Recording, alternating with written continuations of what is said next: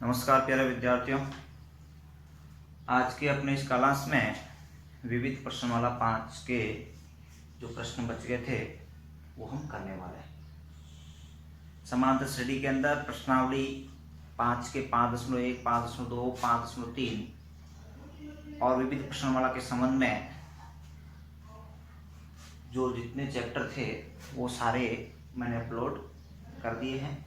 4-5 प्रश्न बकाया है, वो हम इस क्लास में करने वाले हैं। प्रश्न क्रमांक 11 है, क्या संख्याओं का अनुक्रम 5, 11, 17, 23 में कोई पद 299 है क्या?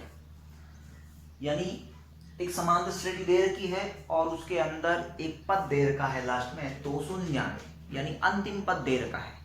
क्या ये अंतिम पद जो दे रखा है ये इस श्रेणी का है?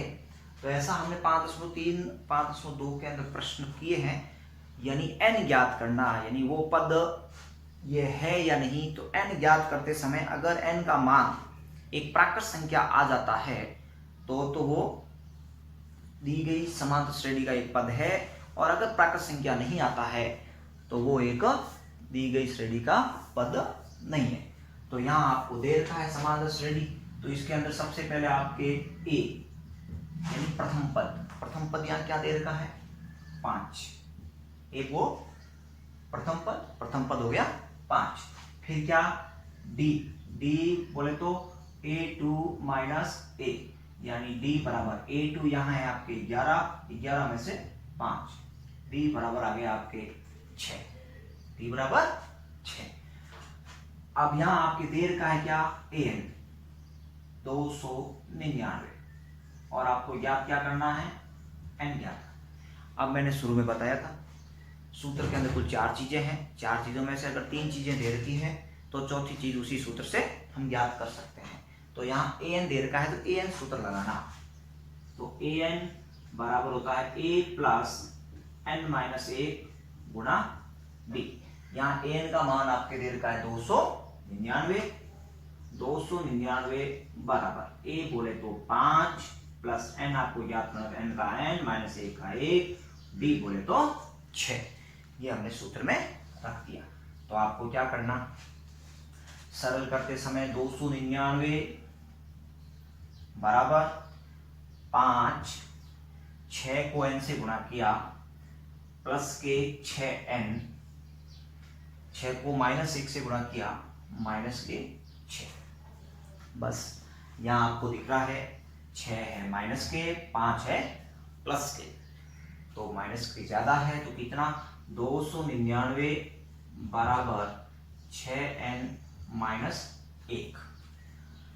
अब ये माइनस 1 है, इधर उधर जाएगा तो प्लस का 1, यानी क्या आ गया? 299 प्लस 1 बराबर 6n। तो 299 कितना हुआ? 300 बराबर 6n। तो n बराबर क्या? n बराबर 300, 6 इधर गुणा में इधर है तो भाग में, n बराबर 6 का भाग 5 बार, 6 पंजे 30, 0 का 0, n बराबर 50, यानी 50 आ गया n का मान।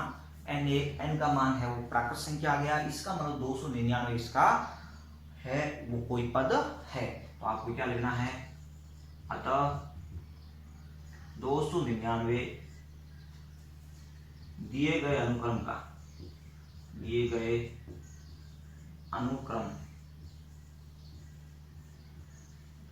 का एक पद है। इस प्रकार से आपको ये प्रश्न करना है। इस प्रकार के प्रश्न आपको 5.2, 5.3 में मैंने पहले भी करवाए हैं, और ऐसे खूब सारे प्रश्न आपको और मिलते भी रहेंगे इसी सूत्र से। अगर आपको योगफल दे रखा हो तो उसके अंदर SN सूत्र लगाना है, और अगर आपको ये कोई पद दे रखा है तो अंतिम पद यानी AN सूत्र से करना है, तो AN सूत्र से ज्ञात करना है। अगला प्रश्न भी कुछ ऐसा ही है, और वो प्रश्न 12, समांतर श्रेणी 20, 19 से 1/4, 18 से 1/2, 17 से 3/4 का कौन सा पद प्रथम ऋणात्मक पद है? यानी प्रथम ऋणात्मक पद का मतलब है 0 से ठीक अगला। पूर्णांक 2 प्रकार के, धनात्मक और ऋणात्मक। बीच में क्या होता है शून्य, प्रथम ऋणात्मक पद यानी शून्य से जस्ट अगला पद। तो यहाँ हमें क्या करना है, an है वो शून्य मानना। अगर an शून्य मान के चलेंगे तो जो n का मान आएगा उससे जस्ट अगला पद होगा वो क्या होगा, ऋणात्मक होगा।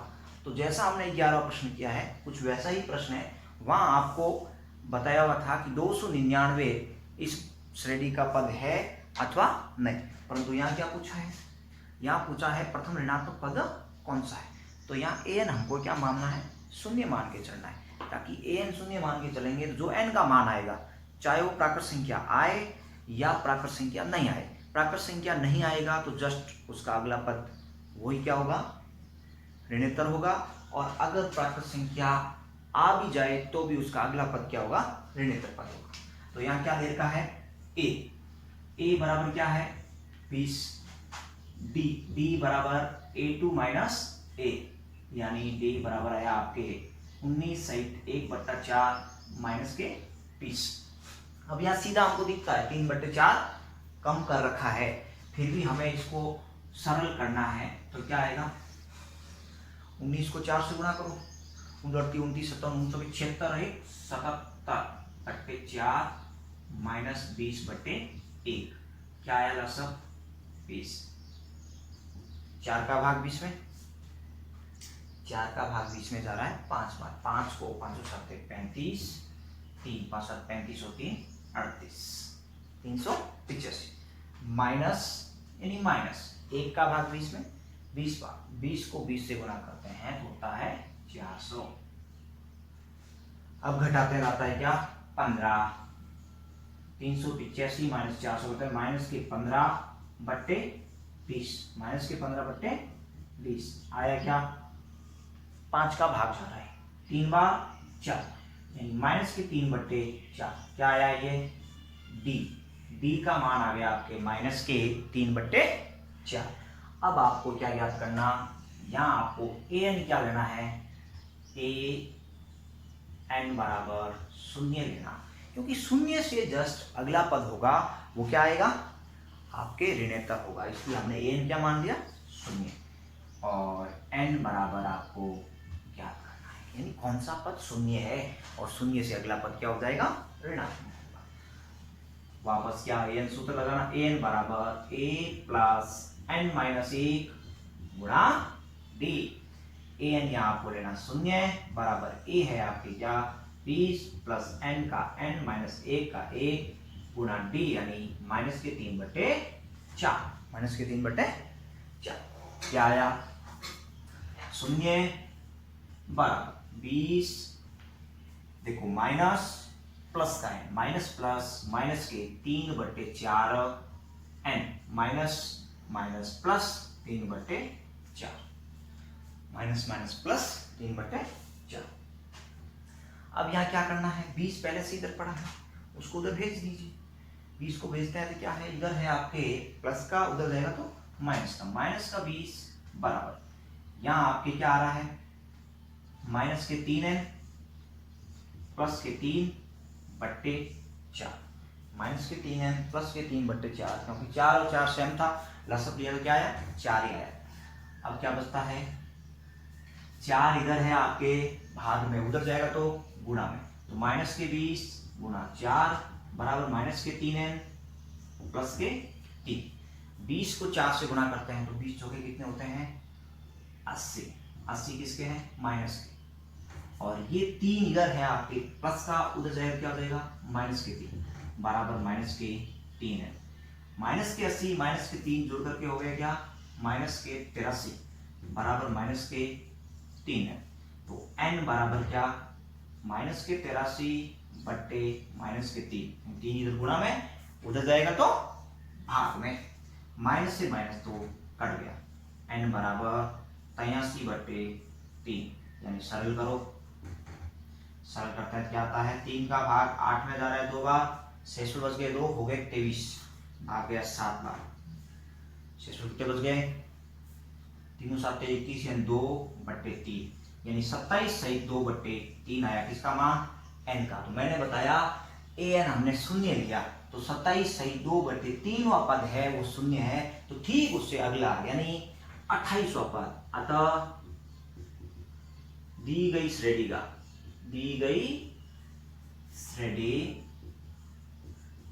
का 28वां पद ऋणात्मक होगा, क्योंकि 27 सहित 2/3वां पद क्या है, शून्य है, और शून्य से जस्ट अगला पद होता है वो ऋणात्मक होता है, -1 2 3 4 ऐसे शुरू हो जाता है। तो ये था आपका प्रश्न क्रमांक 12। ऐसा कभी भी कोई भी प्रश्न आ जाए तो आपको इसी ढंग से an का मान शून्य लेते हुए और करना चाहिए। प्रश्न 13, 4 संख्याएं समांतर श्रेणी में है, यदि उनका योग 20 तथा उनके वर्गों का योग 120 हो तो संख्याएं ज्ञात कीजिए। ऐसा प्रश्न हमने 5.3 में किया। 4 संख्याएं, तो मैंने आपको बताया था 4 संख्याओं का चयन कैसे करना।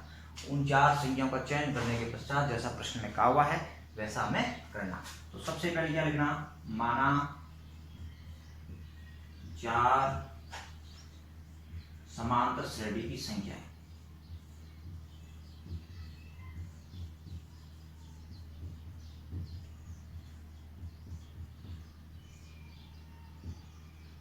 a-3d, a-d, a+d और a+3d। ये 4 हो गई आपके संख्याएं, जो चारों संख्याएं क्या है, समांतर श्रेणी में है। अब आपको प्रश्न के अनुसार, प्रश्न में क्या कह रहा है, प्रश्न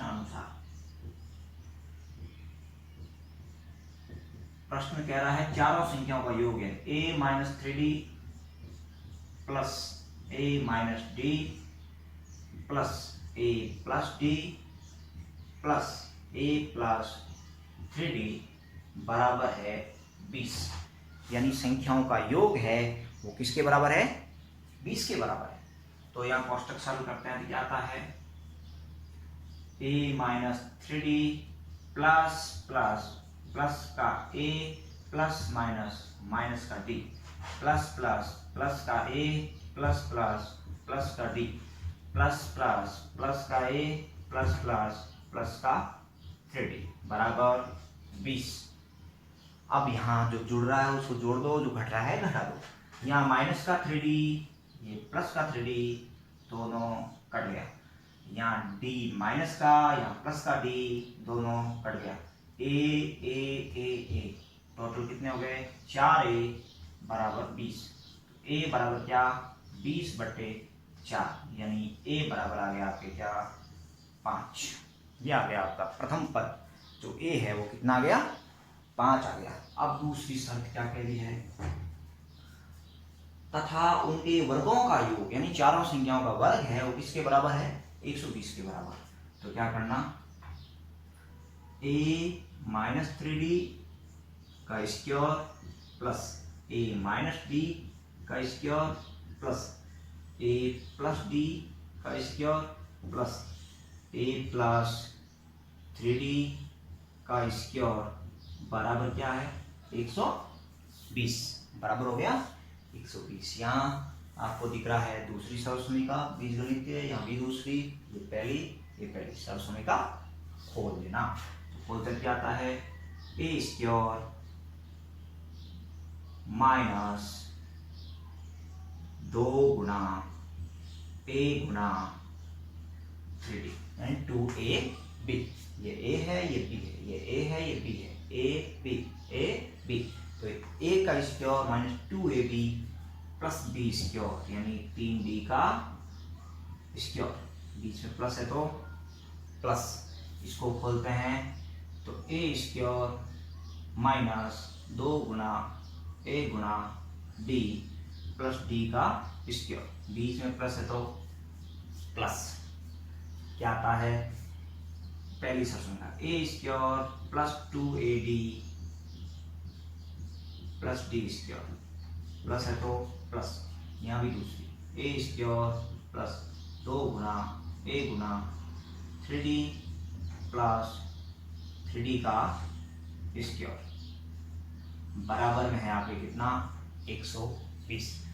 ये दोनों लाइनें एक में होगा, बराबर में क्या है 120। अब इसको सरल करते क्या आता है, ए स्क्वायर माइनस 2 को ए से किया 2a को 3 से किया 6ab, 6ab प्लस 3 का वर्ग होता है 9b square plus a square का a square minus 2ad plus b square plus a square का ए स्क्वायर प्लस 2 को ए से गुणा किया 2ab प्लस डी स्क्वायर का B square plus a square का ए स्क्वायर प्लस 2 को 3 से गुणा किया 6ad प्लस 3d का स्क्वायर करते हैं तो 9d स्क्वायर बराबर 120। अब जो कट रहा है उसको काट दो, बाकी जुड़ रहा है उसको जोड़ दो। यहाँ हम देखते हैं 2ad है माइनस का, यहाँ आप देखते हैं 2ad है प्लस का, ये दोनों हो गया कट। ये है 6ad माइनस का, ये है 6ad प्लस का, ये दोनों हो गया कट। अब हम यहाँ देखते हैं तो क्या बचता है 1 2 3 और 4 तो है ए स्क्वायर, 4 तो क्या है ए स्क्वायर, तो लिख दीजिए 4a स्क्वायर प्लस अब देखते हैं क्या है डी स्क्वायर है कितना 9d स्क्वायर फिर डी स्क्वायर फिर डी स्क्वायर और फिर 9d स्क्वायर 9 9 18 18 और 2 20 डी स्क्वायर 20 डी स्क्वायर बराबर क्या 120। बस इतने, बाकी सारे कट गए। ये 9 हमने जोड़ा 9 और 9 तो हो गए 18, एक ये डी स्क्वायर और एक आपके ये डी स्क्वायर, दो जुड़ करके 20 डी स्क्वायर 20 डी स्क्वायर बराबर 120। अब यहाँ आप देखते हैं तो 4a square plus 20 D square में कॉमन आ रहा है 4 बार, ये अंदर क्या बचता है a square plus 5d square बराबर 120। 4 इधर गुणा में है, इधर आएगा तो भाग में, a square plus 5d square बराबर 120 भाग 4।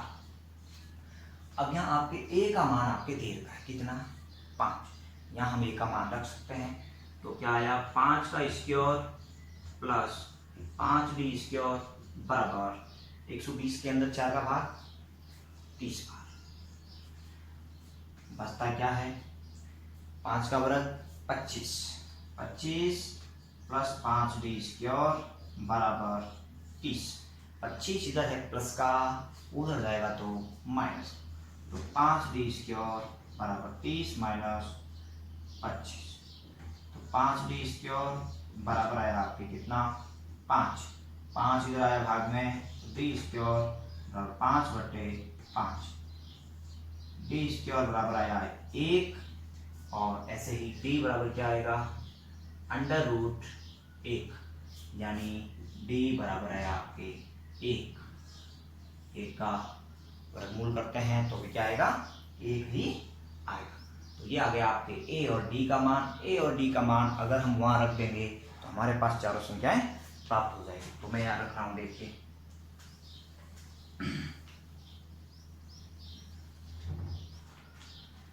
ए का मान अभी हमने क्या किया कितना 5, मतलब संख्याएं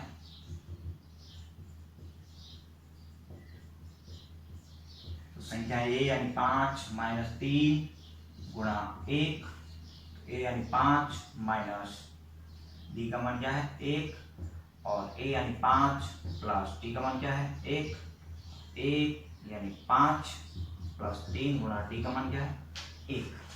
तो 5 में से 3 गया, इधर 5 में से 1 ही गया, 5 और 1 जुड़ेगा 6 और 5 में जुड़ेगा क्या 3, 5 में 3 गया 2 4 6 और 8, चारों संख्याएं जाएगी 2 4 6 8। इस प्रकार की ये चारों संख्याएं है। ये था आपका प्रश्न क्रमांक 13। बाकी 2 प्रश्न बचे हैं वो हम करेंगे अगले कल आंसर।